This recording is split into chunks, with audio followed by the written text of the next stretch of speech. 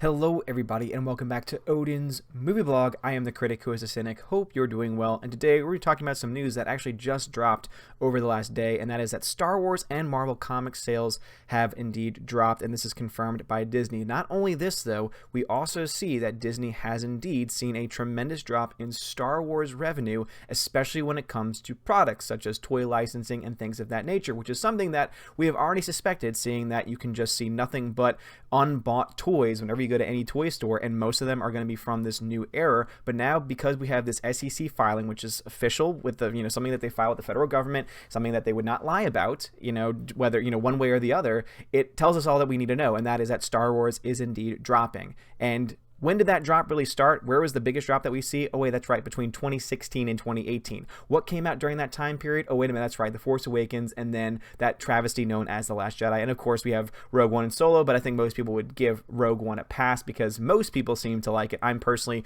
kind of mixed on it in the first place. And then Solo was a C-level movie that just no one ever wanted and no one asked for, which is why no one saw it, on top of the fact that it came out 6 months after The Last Jedi. But now we actually have official numbers coming directly from Disney. This is not just speculation. This is not just someone, pulling a number out of thin air. This is an official SEC filing with the federal government, and this tells us a great deal.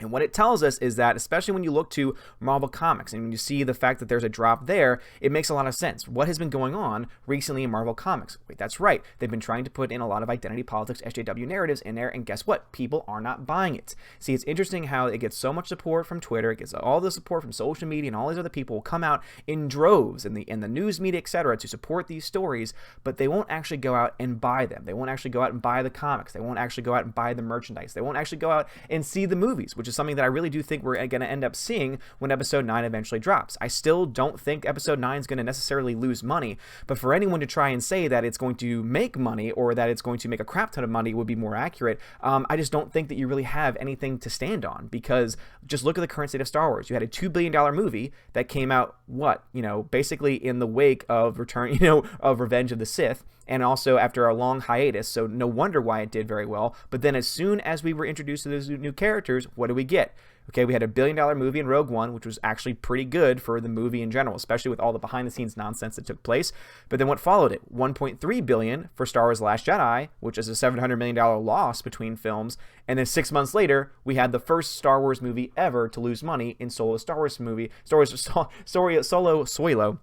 a Star Wars story that ended up losing over $200 million at the box office. And I still have people to this day that are trying to say that number just doesn't match up. But just, again, do your own research on it. See how much the movie spent on the actual production, how much it spent on marketing, and you'll get close to that $350 to $450 million, budget, especially since, or rather, total that they spent on the movie, especially since they had to do reshoots. Again, that's just using basic math, common sense, and also the numbers that we've been given. And then take into account it didn't make $400 million, and also the rule of thumb in the industry, and again, you can check this for yourself, is that studios only make 60% of the entire box office take. So even though we saw nearly $400 million, only about 60% of that $400 million actually goes to Disney, which means it only made a little over $200 million. It cost them $350 at least, between $350 and $450. Therefore, they lost around $100 to $200+ million at the box office. Not a very good thing. And again, any website will tell you it lost money. Now, of course, they'll give you more conservative estimates. They'll say, oh, it was only about $80 million. But the reason why they give you that number is because they don't take into account the fact that, one, you have to add marketing cost, and two, that you can only take 60% of the entire market. The other stat that they like to throw out there is, oh, well, Disney Star Wars movies have made over $4 billion since the purchase that Disney has made of the product.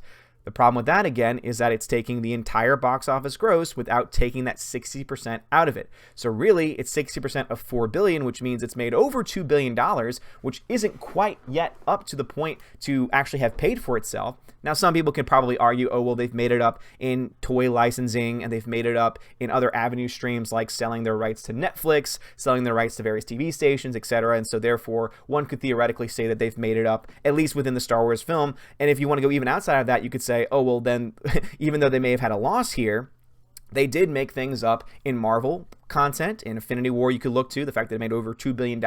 Obviously, we know that it made technically about over $1 billion, around $1 billion in profit when you actually break down the numbers, which is just really incredible.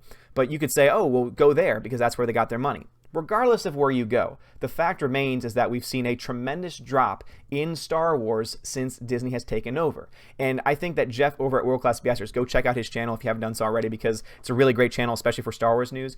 I think that he really said it best in a video that he dropped this morning, where he tried to say it's interesting that as soon as Disney took over, that is when you started to see the drop. It's almost as if audiences went to go see Star Wars because guess what? They wanted to see established awesome characters like Luke Skywalker, like Han Solo, like Leia, like all these other characters from the past, from the original trilogy, or even also maybe even some characters from the prequels as well, just in some other form or fashion.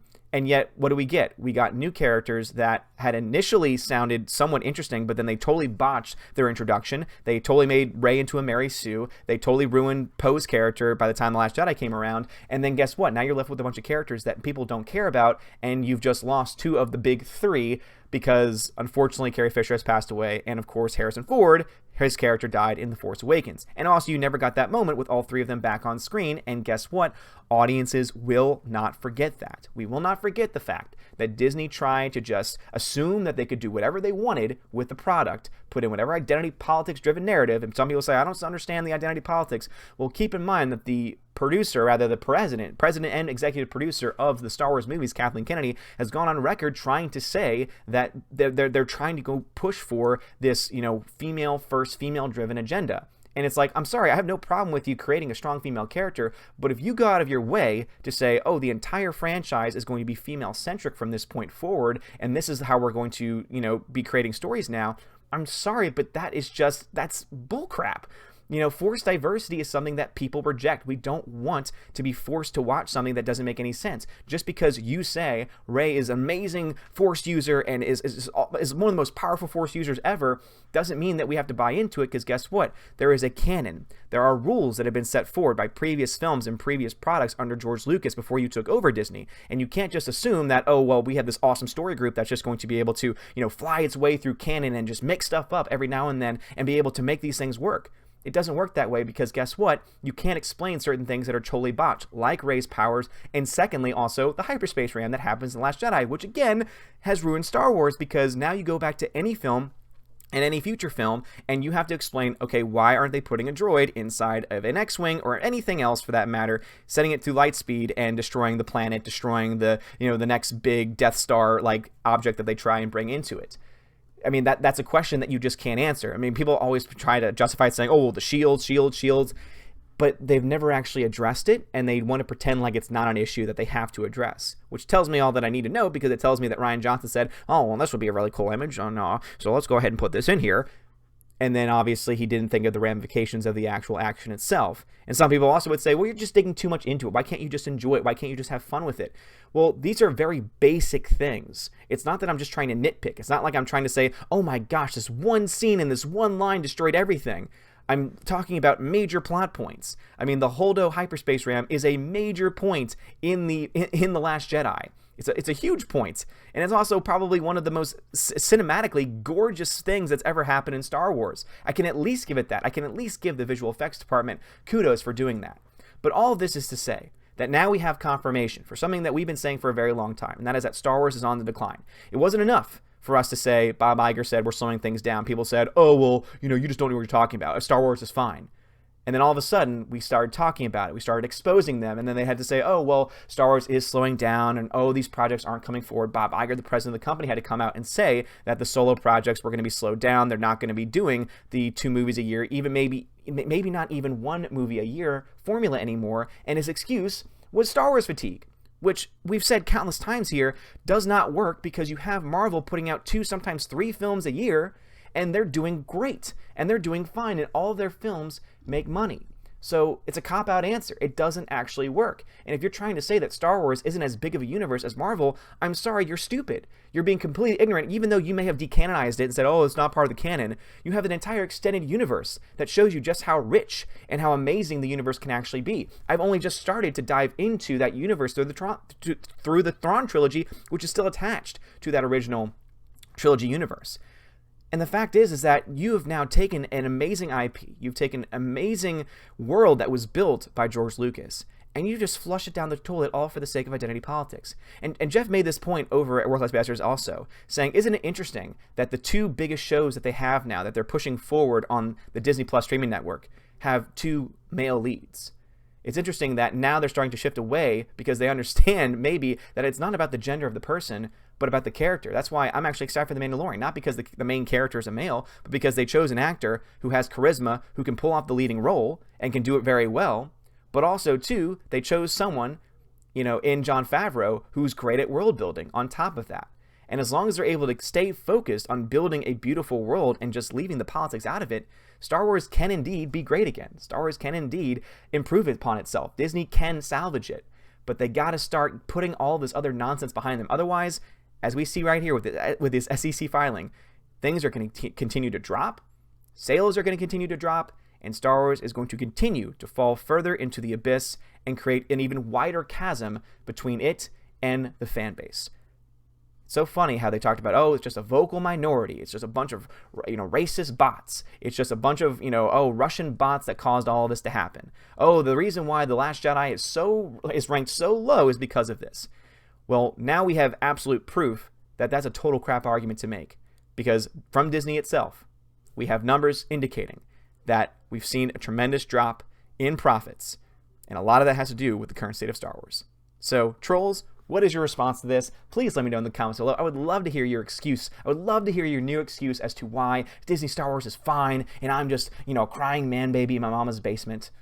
I would love to continue to hear all of that nonsense because guess what? Now you're just making yourself look even more foolish because now even Disney herself cannot keep this any longer. Now Bob Iger cannot keep this any longer a secret that they're not doing well, that they are losing money. That they are losing money on Star Wars. That Star Wars, again, not only the first movie to lose money in solo Star Wars story, but now also people aren't buying the merchandise, which has been the bread and butter of Star Wars since essentially its inception.